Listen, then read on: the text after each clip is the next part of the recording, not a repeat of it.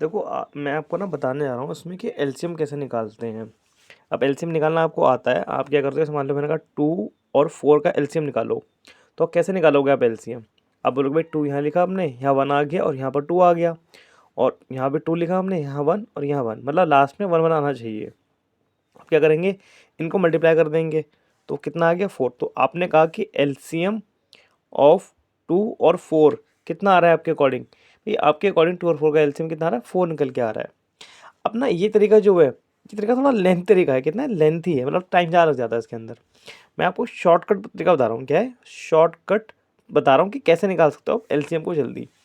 अब देखो, मैं आपको अभी बता रहा हूँ कि शॉर्टकट तरीका है ये। आपको क्या करनी पड़ेगी, आपको इसकी प्रैक्टिस करनी पड़ेगी आपको, तभी जाके आप इसको अप्लाई कर पाओगे। एक चीज़ और ध्यान रखना, जो शॉर्टकट तरीका है ना, अगर क्वेश्चन में स्पेसिफिकली आपसे बोल रहा है कि एलसीएम निकालो, ठीक है, आपसे क्वेश्चन एग्जाम में आ रहा है कि find out the LCM of this 2 numbers और दिस 3 नंबर्स, तो उस वाले केस में आप ये शॉर्टकट तरीका मत यूज़ करना।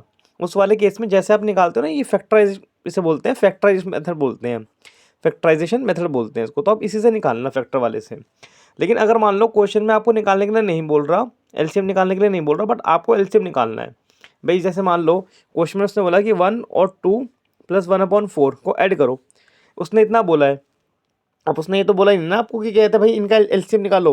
अब तो उनको जब आप ऐड करोगे आप, तो एलसीएम की जरूरत पड़ेगी आपको। तो आप इस वाले केस में शॉर्टकट से निकाल सकते हो। तो कैसे निकालना है भाई, आपको 2 और 4 का एलसीएम निकालना है। तो क्या करो, बड़ा नंबर कौन सा है, 4 है, 4 लिख लिया आपने। अब 4 कितना होता है, 4 होता है 2 2 ज़ा, कितना होता है 2 2 ज़ा 4 होता है, ये होता ये होता है 2 2 ज़ा, और 2 कितना होता है 2 होता है 2 1 ज़ा, ठीक है। तो हमें क्या करना है, हमें ये 4 है, हमने 4 ले लिया, कि हमने मान लिया कि 4 क्या होगा, 4 एलसीएम होगा, 4 क्या होगा, एलसीएम होगा। अब इसमें से हमने 2 एक निकाल दिया, ठीक है, मतलब हमने 2 2 लिए, हमने कितने लिए, 2 2 ज़ा, 2 2 हमने लिए हैं। अब देखो इस वाले 2 में, देखो इस वाले 2 में 2 2 ज़ा और 2 1 ज़ा, तो 2 हम ले चुके हैं पहले ही, हाँ ले चुके हैं पहले 2, तो 2 हमारा पहले ही आ चुका है इस 4 के अंदर, ठीक है। 1 हम और लिख देंगे, तो कितना आ गया 4। 1 हम लिखे ना लिखे फर्क पड़ता नहीं, 4 आ गया। दोबारा समझो, मान लो 3 और 6 का एलसीएम निकालना है, तो कैसे निकालोगे आप, बड़ा नंबर क्या है 6 है, तो आपने 6 मान लिया कि एलसीएम है। अब 6 के फैक्टर क्या होते हैं, ये होता है 3 2 ज़ा होता है, ठीक है। तो अब आपने माना है कि आपका एलसीएम क्या है, आपका एलसीएम 6 है, जो किसके फैक्टर क्या होते हैं, 3 और 2 होते हैं, ठीक है।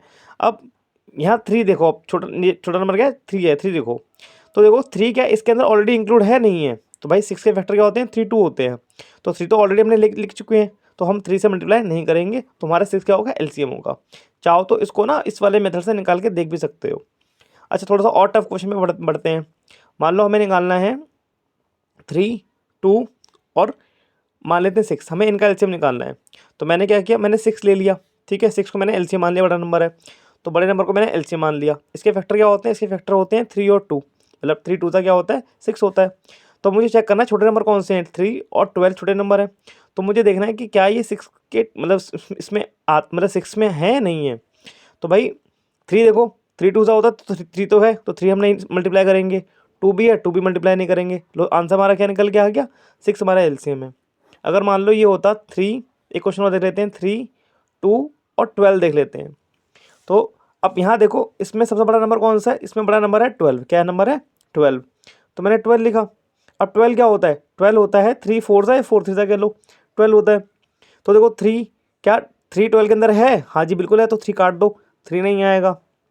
अब देखो कि 2, क्या 2 12 में है, देखो 4 क्या होता है, 4 2 2 सा होता है ना, 2 2 सा, तो मतलब 2 भी इसके अंदर ऑलरेडी दे रखा है, तो भी काट दिया। तो हमारा एलसीएम क्या आ गया, हमारा एलसीएम 12 आ गया, तो 12 हमारा एलसीएम है।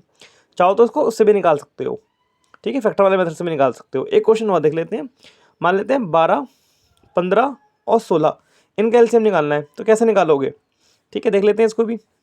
अब इससे नहीं निकालना, सॉरी आप चाहो तो इससे निकाल लेना, फैक्टराइज मेथड से निकाल लेना, मैं आपको वैसे शॉर्टकट से बता रहा हूँ। तो बड़ा नंबर कौन सा है, बड़ा नंबर 16 है, तो मैंने माना कि एलसीएम क्या होगा, एलसीएम होगा 16। अब 16 के फैक्टर क्या होते हैं, 8 2 सा 16 होता है, मतलब 8 2 सा 16 होता है, 4 4 सा भी कह सकते हो, कोई दिक्कत नहीं है, ठीक है। 8 2 सा क्या हो गया, 16 होता है। अब मैं छोटे नंबर लूँगा, तो छोटा नंबर क्या है 12, तो 12 कितना होता है, 12 होता है भाई 4 3 सा होता है, कितना होता है 4 3 सा, ठीक है। अब ध्यान से देखो, क्या 4 और 3 देखो कि 16 में आते नहीं आते हैं, देखो 8 2 सा है, 8 2 सा 16 बन रहा है, तो मतलब यहाँ तो समझ में आ गया कि 3 तो नहीं है, तो 3 से मल्टीप्लाई कर देंगे। अब उसने बोला है 4, क्या 4 इसके अंदर है? देखो 4 तो है, देखो क्यों भाई 8 क्या होता है, 8 4 2 जा होता है ना, तो 4 भी इसके अंदर दे रखा है, तो 4 नहीं लिखेंगे, हम 3 लिखेंगे, तो हमने 3 लिख दिया यहाँ पर। अब बच्चा हमारा 15, तो 15 क्या होता है, 15 होता है हमारा 5 3 जा, क्या होता है 5 3 जा, देखो 3 तो हम ऑलरेडी लिख चुके हैं, तो 3 हमने काट दिया। अब क्या बच्चा हमारे पास 5 बचा, तो हम 5 से लिख देंगे मल्टीप्लाई करके। ठीक है, अब इनको मल्टीप्लाई कर लो, आपका जो आंसर निकल के आएगा वही क्या होगा, हमारा एलसीएम होगा। तो मल्टीप्लाई कर लेते हैं भाई, ये कितना होता है, ये होता है 90, 90 होता है ना, ये 90 नहीं 80 होता है। ठीक है, 65 से 80 होता है, 18 3 से कितना हो गया, 240 हो गया, तो 240 क्या आपका एलसीएम है। चाहो तो निकाल सकते हो आप। ठीक है, एक नंबर और ले लेते हैं ताकि आपको समझ में आ जाए। ठीक है, एक नंबर आपका ये है, मान लेते हैं कि हमारे पास थोड़ा टफ नंबर ले लेते हैं, जैसे 24 ले लिया मैंने, एक मैंने 36 ले लिया और एक मैंने 50 ले लिया। मुझे इनका एलसीएम निकालना है, तो कैसे निकालेंगे। अब बड़ा नंबर कौन सा, बड़ा नंबर 50 है, तो मैंने माना कि 50 मेरा क्या होगा, एलसीएम होगा। 50 क्या होता है, 50 होता है 5 10 से 50 होता है। ठीक है, 5 10 से कितना होता है, 50 होता है।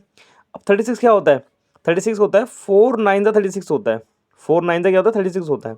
तो देखो 50 में क्या 4 और 9 आता है, देखो 10 आता है, 10 कितना होता है, 10 होता है 2 5 सा होता है, तो मतलब 2 तो आता है, मतलब 4 में से 2 तो आता है, 2 नहीं आता, तो मैंने 2 से मल्टीप्लाई कर दिया, लो जी 4 बन गया मेरा। अब देखो क्या 9 आता है इसकी में, 5 और 10, देखो ना तो 5 में 9 है ना 10 में 9 है, तो 9 से मल्टीप्लाई कर दिया मैंने। ठीक है, अब आते हैं 24 पे, 24 कितना होता है, 24 होता है 8 3 जा 24 होता है। ठीक है, अब 3 का देख लेते हैं, देखो यहाँ मैंने 9 लिखा है, क्या लिखा है मैंने, 9 लिखा है, तो 9 जब मैंने यहाँ पर लिखा है, तो 9 का मतलब क्या होता है, 9 का मतलब 3 3 सा होता है, तो मतलब ये 3 ऑलरेडी 9 के अंदर इंक्लूडेड है, तो मतलब यहाँ पर 3 नहीं आएगा। अब 8 पे जरा आते हैं, अब 8 में देखो मैंने यहाँ पर क्या लिखा है, मैंने यहाँ पर देखो 2 तो मतलब 8 क्या होता है, 8 2 2 2 2 होता है ना, ये 3 बार 2 से मल्टीप्लाई करोगे तो 8 निकल के आएगा ना, जैसे 2 2 सा 4 4 2 सा 8, तो कोई एक तो 2 दे रखा है, तो एक 2 मैंने काट दिया। अब है 5 10 सा मतलब 50 50 क्या 5 10 सा, तो इसमें एक 2 दे रखा था, ठीक है ऑलरेडी, तो एक 2 मैंने अभी काट दिया, तो अब कितना बचा, बस एक 2 बच गया है, तो एक 2 से और मल्टीप्लाई कर दूंगा। ठीक है, तो कितने हो गए 2 2 2 कितने हो गए 4 हो गए, 450 का कितना हो गया 200, और 200 इंटू 9 करके कितना आएगा 1800 निकल के आएगा। चाहो तो वैसे भी निकाल लो, 1800 निकल के आएगा आपका एलसीएम। अच्छा करना क्या है, देखो ये समझ में आपको अगर आ गया है ना, तो एलसीएम वाले चैप्टर पे जाओ। ठीक है, जिसमें एलसीएम के क्वेश्चन दे रखे हैं, उन सारे जितने क्वेश्चन हैं सबको इसी मेथड से निकालो और मुझे करके भेजो। ठीक है, कहते हैं आप, और ये भी चेक कर लेना कि पहले आंसर ठीक निकल आ रहा है नहीं आ रहा है, और करने का फिर मुझे भेजो। आज ये करना है, एलसीएम करना है आपको आज।